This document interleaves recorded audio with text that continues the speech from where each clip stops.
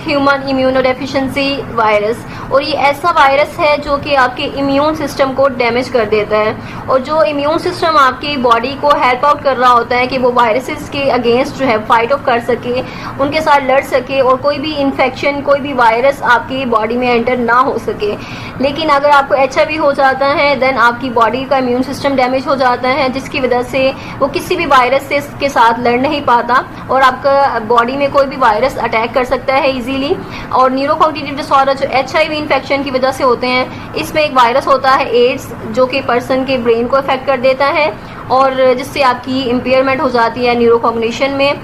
जैसे कि memory thinking में प्रॉब्लम्स हैं, कॉन्सेंट्रेटिंग में, या फिर आपको फोकस करने में डिफ़िकल्टी हो रही है या चीज़ों को याद नहीं रख पा रहे आप, तो इससे आपकी कॉग्निशन में प्रॉब्लम्स होती हैं। और HIV की वजह से जो आपको एड का वायरस आता है उसकी वजह से आपकी कॉग्निशन में प्रॉब्लम्स आ रही हैं, आपका